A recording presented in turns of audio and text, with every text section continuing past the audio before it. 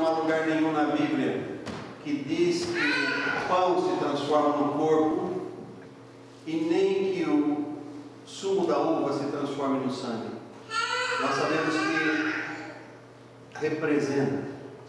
E é nessa compreensão do que diz a palavra de Deus que eu quero ler para os irmãos, e vai aparecer também na tela ali, Marcos capítulo 14, do versículo 12 ao versículo 26, onde nós podemos apreciar os primeiros momentos quando foi instituída a ceia do Senhor.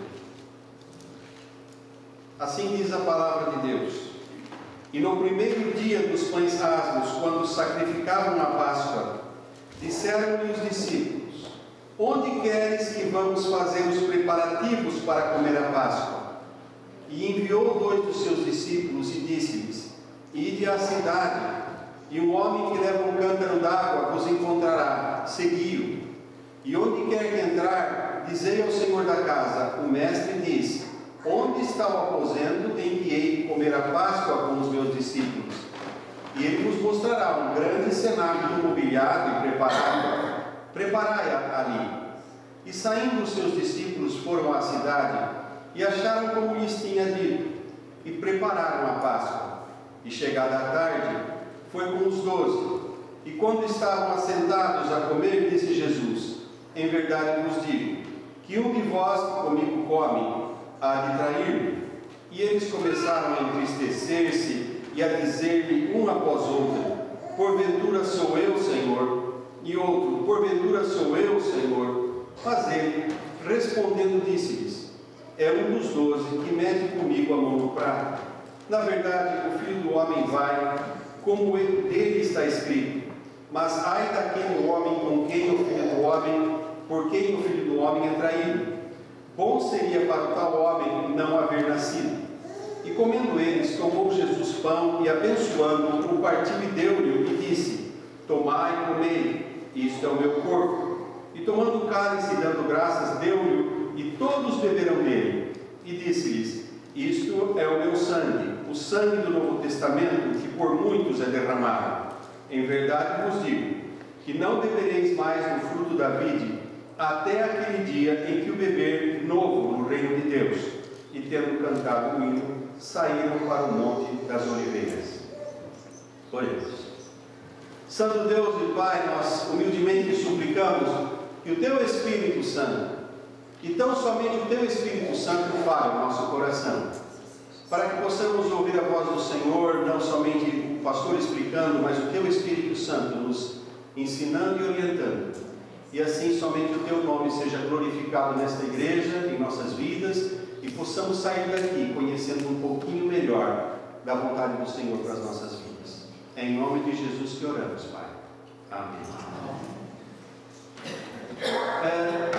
Em torno da ceia do Senhor, no mundo chamado cristão, há muitas interpretações. Há muitas coisas em torno da ceia do Senhor que foram se tornando como dogmas das religiões. E às vezes interpretadas conforme a conveniência do grupo religioso, mediante aquilo que estavam acostumados a fazer. Nós, os batistas, costumamos ver o que a Bíblia diz. E como a Bíblia diz, não tem como você fazer interpretações. Você segue o que está ali.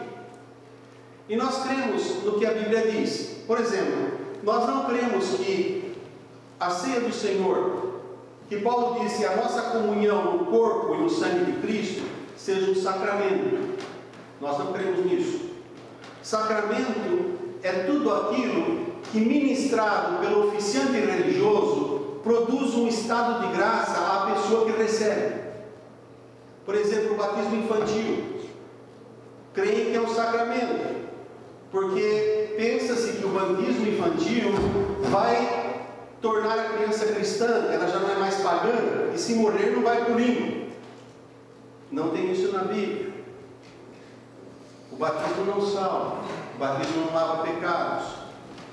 Creem também que a ceia ou a comunhão é um sacramento que produz um estado de graça naquele que toma. A Bíblia não diz isso. Os católicos, os protestantes, creem assim. Nós, os batistas, cremos que a ceia é um memorial, é uma lembrança, uma recordação, e ao mesmo tempo uma anunciação, uma proclamação daquilo que fez o Senhor. Nós cremos que a ceia do Senhor, pelo que a Bíblia diz, é para aqueles que têm uma experiência pessoal com Jesus Cristo, para aqueles que já foram remidos pelo sangue do Cordeiro, que já foram salvos por Cristo e identificaram-se com Cristo na sua morte. Porque a Bíblia fala, tendo sido sepultados com Ele na morte pelo batismo, assim como Cristo ressuscitou, também nós andemos, pois, em novidade de vida. Então a Bíblia fala de pessoas que se identificaram com Ele na morte e por isso podem celebrar a sua morte, porque sabem o que significa morrer para a vida velha e começar uma nova vida com Deus. Porque segundo Coríntios 5,17 diz, assim que se alguém está em Cristo, é nova criatura, as coisas velhas passaram, tudo se fez novo. Então, não é possível que isso seja um sacramento que produz um estado de graça, ou que santifique a pessoa, porque a própria orientação do Senhor é, examine-se a si mesmo, e então coma. Porque todo aquele que come indignamente, isto é, com pecado, come para si condenação. Se participar da ceia produzisse um estado de graça, ou um sacramento que faz santificação, Deus não ia mandar você se examinar primeiro. Ia dizer, vem com todos os seus pecados, que quando você tomar, você fica limpo. E a Bíblia está dizendo, não, vê se está em ordem. Porque se você está vivendo uma vida que não condiz com o Evangelho, e você toma essa ceia, você está trazendo juízo sobre si, porque você não discerne o corpo do Senhor. Isto é, você não entende o que foi a seriedade desse sacrifício, a importância, a indispensabilidade dele, porque não há outro meio de salvação a não ser o sacrifício de Cristo. É o que nós lemos em 1 Coríntios 11:27, quando celebramos a ceia. Portanto, qualquer que comer este pão ou beber o cálice do Senhor indignamente, será culpado do corpo e do sangue do Senhor. E de acordo com o ensino bíblico, no versículo 26 também, de 1 Coríntios 11, a ceia do Senhor tem uma mensagem profética. É interessante notar que o versículo 26 termina com estas palavras, até que Ele venha. Ele começa anunciando a morte do Senhor. Toda vez que comer desse pão, beber desse cálice, anunciais a morte do Senhor, e termina dizendo até que Ele venha. Então é profético, diz que Ele voltará, Ele virá outra vez.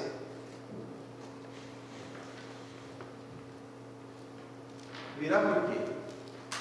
Porque Ele ressuscitou, porque Ele vive. E é assim que desde os primórdios do cristianismo, os estudiosos, e você vai a livros da história do cristianismo, no dia daqui dos apóstolos e outros estudos, você verá que a saudação que muitas vezes os cristãos davam entre eles era a paz, Cristo ressuscitou, a paz, Ele vive, a paz, Ele voltará. Eles estavam no começo, nos primórdios do cristianismo, mas estavam sempre proclamando que Ele vive, que Ele ressuscitou, que Ele voltará, e sempre esperando o seu retorno. E assim é que participar do pão e do cálice do Senhor, para os cristãos primitivos, tinha um significado muito importante, porque eles não estavam celebrando a morte de um líder, que trouxe um grande ideal, mas fracassou, morreu, acabou. Eles estavam celebrando a ressurreição também, daquele que morreu, mas vive. Eles tinham essa plena convicção de que o Senhor estava com eles todo o tempo, porque Jesus disse, eis que eu estarei convosco todos os dias, até a consumação dos séculos, lá em Mateus 28:20. Então, eles celebravam a ceia do Senhor cheio de esperanças, esperança no Cristo vivo que ressuscitou. É por isso que o apóstolo Paulo, em 1 Coríntios capítulo 15, versículo 3 e 4, diz: porque primeiro vos entreguei o que também recebi, que Cristo morreu por nossos pecados, segundo as Escrituras, e que foi sepultado, e que ressuscitou ao terceiro dia, segundo as Escrituras. Quando ele está dizendo segundo as Escrituras, o Novo Testamento ainda não estava escrito. Ele estava dizendo segundo as Escrituras do Velho. E isso então significava profecias. Segundo as profecias, segundo o que estava profetizado, segundo o que estava anunciado, segundo o que estava planejado por Deus desde a eternidade. Então ele está dizendo: Cristo morreu segundo as Escrituras, Cristo ressuscitou segundo as Escrituras. O que aconteceu não é uma invenção nossa. Já algumas centenas, algumas milhares de anos estava escrito no Velho Testamento, profetizado, e aconteceu exatamente como nós estamos falando. E é com a mesma reverência, respeito e solenidade que hoje nós celebramos a ceia do Senhor, com o mesmo coração quebrantado e contrito, porque quando nós celebramos a ceia do Senhor, nós estamos anunciando que só Cristo salva o pecador. O mundo hoje está cheio de religiões, e não importa quantas mais surjam, mas sempre haverá um único caminho: Jesus Cristo. Jesus disse: eu sou o caminho, a verdade e a vida. Ninguém vem ao Pai senão por mim. Não tem outro meio. Nenhuma religião pode salvar ninguém, nenhuma religião do mundo. Todas essas que estão por aí, e nem a nossa. Religiões não salvam, só Jesus Cristo salva. Foi Cristo que morreu por vocês, não foi o pastor da Igreja Batista, não foi o pastor das igrejas, não foi nenhum outro. Nós estamos aqui para ensinar o caminho, e aí daquele que ensina errado, porque vai dar conta a Deus.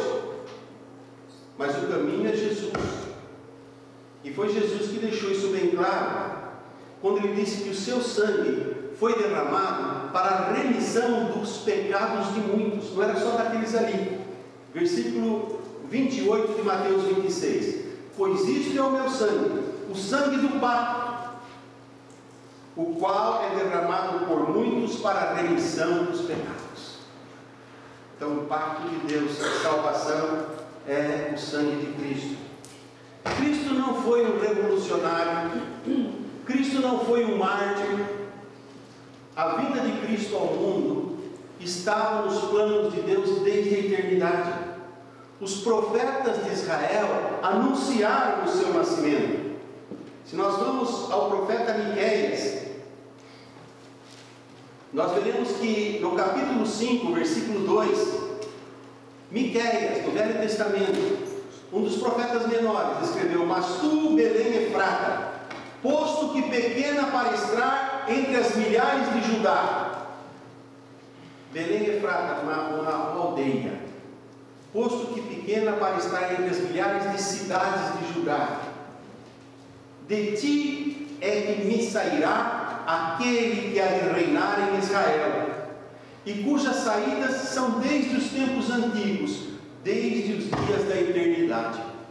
E Jesus nasceu aonde? Em Belém, Belém Efrata. A ideia humana é que o Rei dos Reis deveria nascer em Jerusalém. Tanto é que quando os magos chegaram, 2 anos depois do nascimento de Jesus, e procuravam já o menino, eles foram aonde? Ao palácio, a Jerusalém.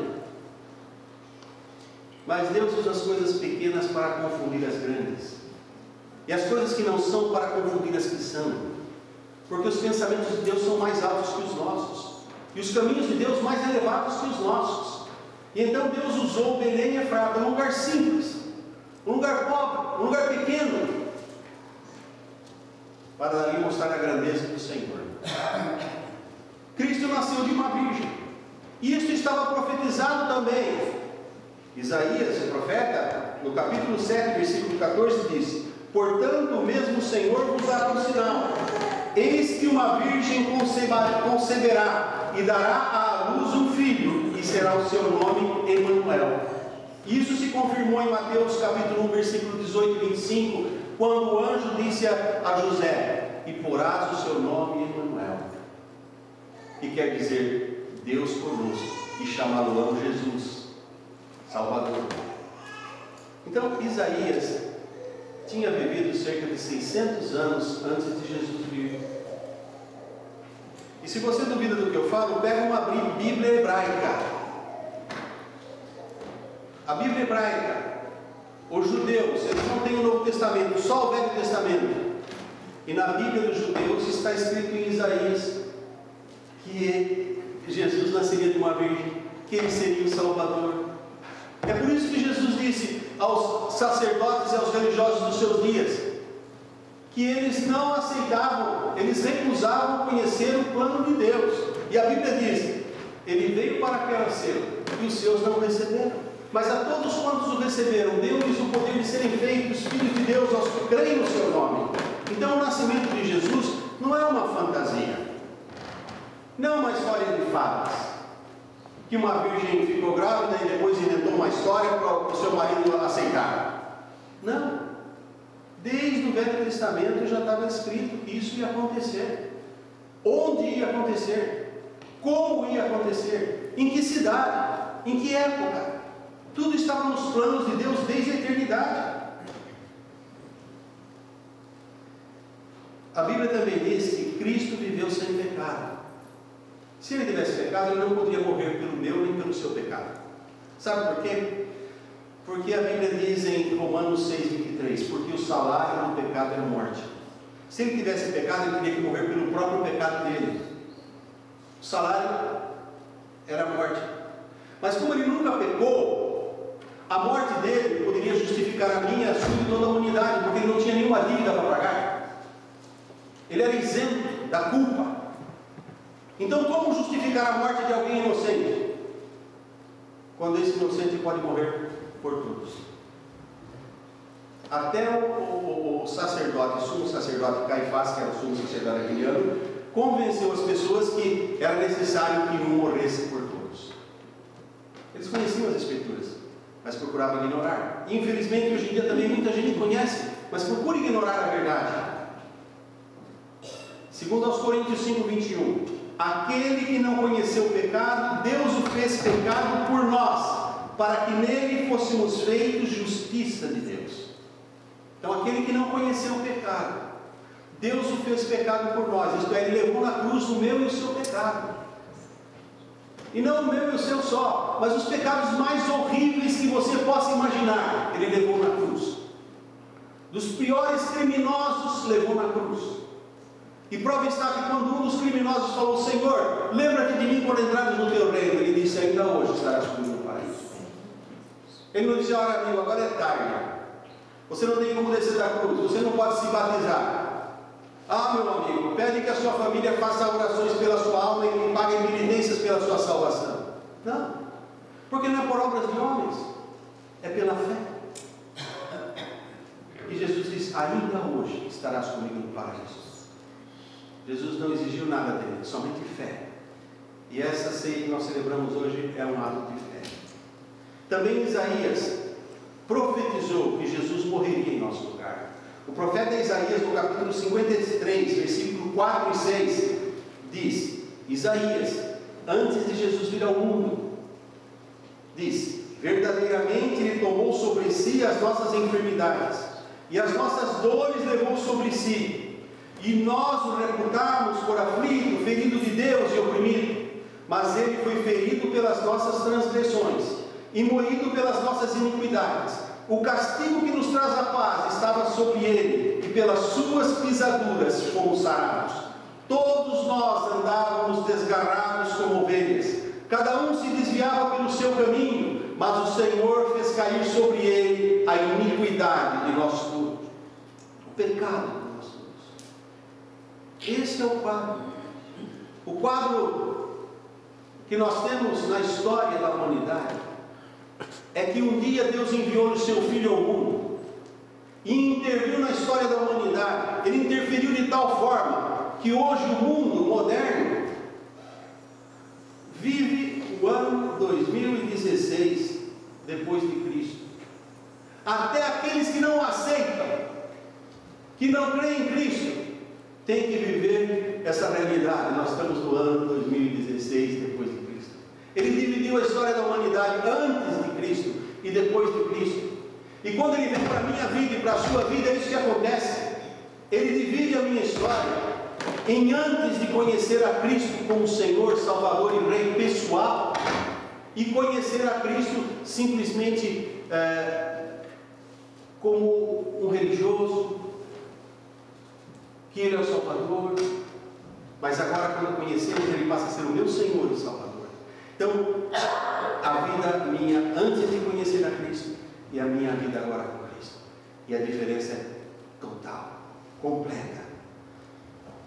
O apóstolo Pedro também confirmou isso em 1 Pedro 2,24.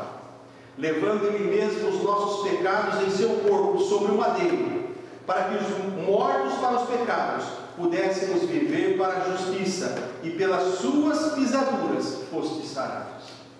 A mesma revelação de Isaías, Deus usou Pedro, aquele que 3 vezes negou Jesus. Mas quando Jesus olhou para ele, ele chorou amargamente, porque ele se arrependeu do que fez. E Jesus o perdoou e disse: Pedro, apacenta as minhas ovelhas, e fez dele um dos seus servos fiéis, como ele precisava ser. A comunhão do sangue de Cristo, conforme dissemos nesse primeiro ponto, nos lembra que só Jesus Cristo salva os pecadores. Se você não crê nisso, toda a sua religião de nada lhe serve. Porque Atos 4,12 diz: e em nenhum outro há salvação, porque debaixo do céu nenhum outro nome há dado entre os homens em que devamos ser salvos. Nenhum outro nome. Quando você chegar na presença de Deus, Ele vai falar: ô meu amigo, que igreja você frequentou? Ah, eu frequentava a igreja do pastor Rondini.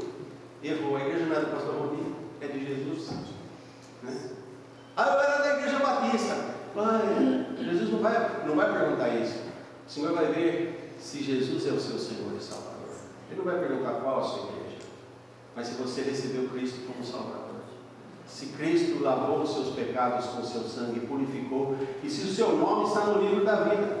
A Bíblia diz que naquele dia o Senhor vai abrir os livros das obras, e vai ter muito nome lá, mas nenhum vai ser justificado, porque as obras não puderam apagar os pecados que cometeram.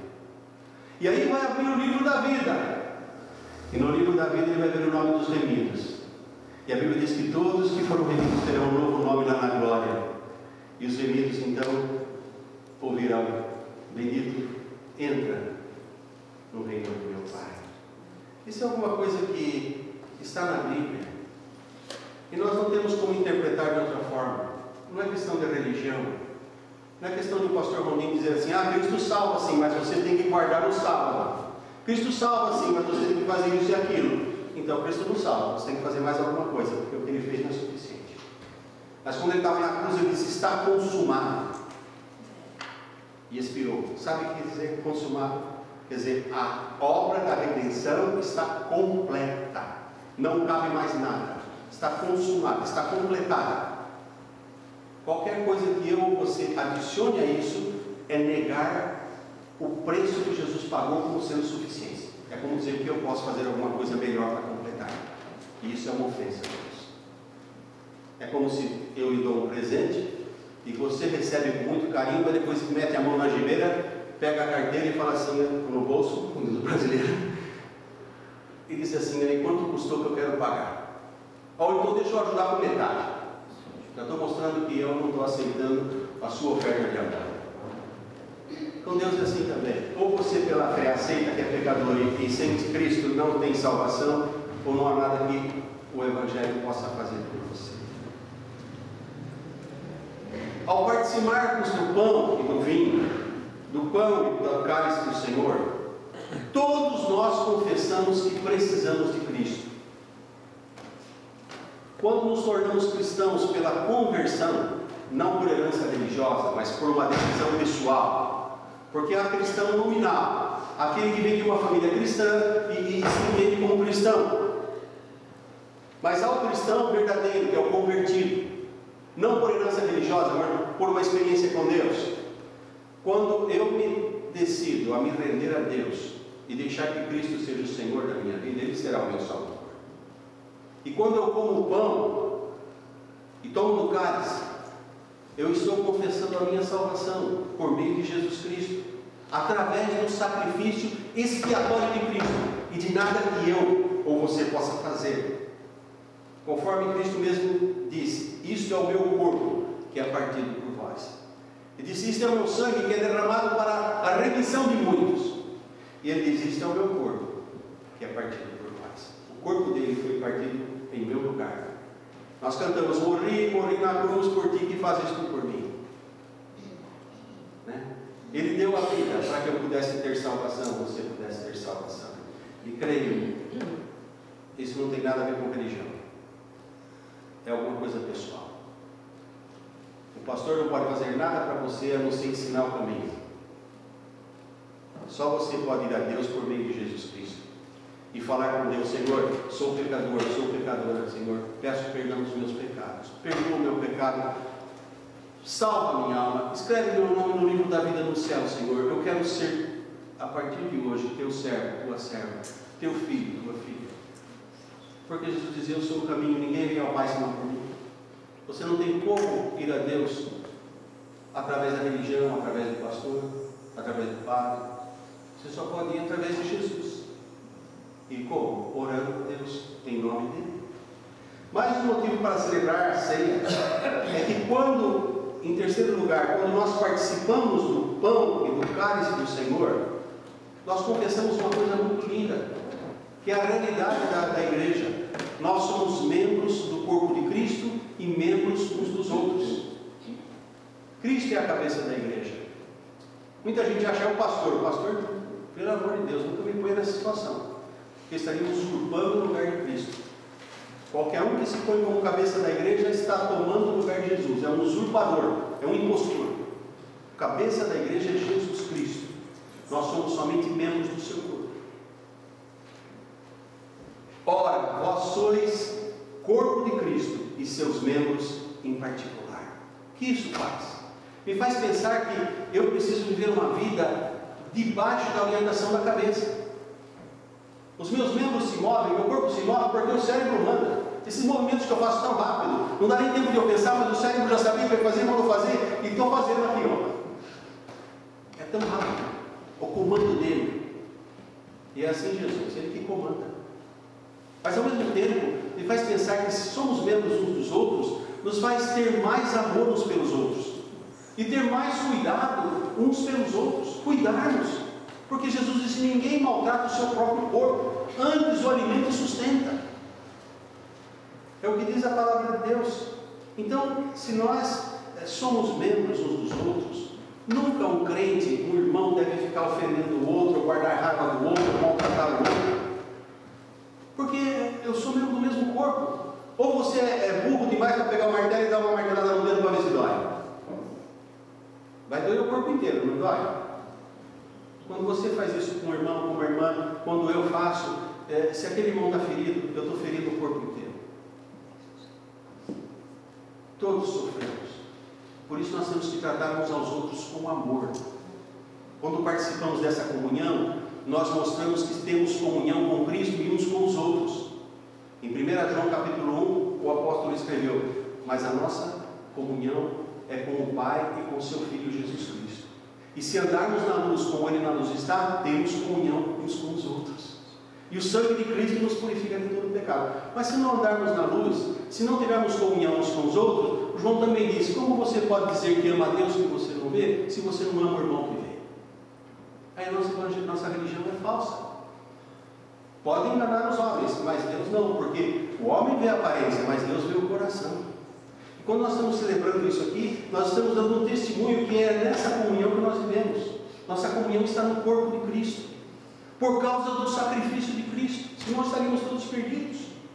E finalizando, ao participar do pão e do cálice, nós anunciamos a volta de Cristo. Isso é belo, porque todas as vezes que comerdes este pão e beberdes este cálice, anunciais a morte do Senhor até que Ele venha. 1 Coríntios 11, 26. A ceia está nos fazendo lembrar que Cristo voltará para nos buscar. Quando Ele instituiu a ceia em Mateus 26, Ele disse: verdadeiramente eu não tomarei mais do cálice da uva, e não participarei mais desta ceia, até que venha de novo e celebre convosco no reino de meu Pai. Então ele fala que ele voltará, e que nós vamos ter uma ceia assim com ele, todos nós os reunidos no reino do seu Pai. É por isso que em 1 Tessalonicenses, capítulo 4, versículo 13 a 17, escreveu o apóstolo Paulo: não queremos, porém, irmãos, que sejais ignorantes acerca dos que já dormem, para que não vos entristeçais como os outros que não têm esperança. Porque se cremos que Jesus morreu e ressuscitou, assim também aos que dormem, Deus, mediante Jesus, os tornará a trazer juntamente com Ele. Dizemos-vos isto pela palavra do Senhor, que nós, os que ficarmos vivos para a vinda do Senhor, de maneira alguma precederemos os que já dormem. Porque o Senhor mesmo descerá do céu com grande brado e voz do arcanjo, ao som da trombeta de Deus, e os que morreram em Cristo ressuscitarão primeiro. Depois nós, os que ficarmos vivos, seremos arrebatados juntamente com eles nas nuvens ao encontro do Senhor nos ares, e assim estaremos para sempre com o Senhor.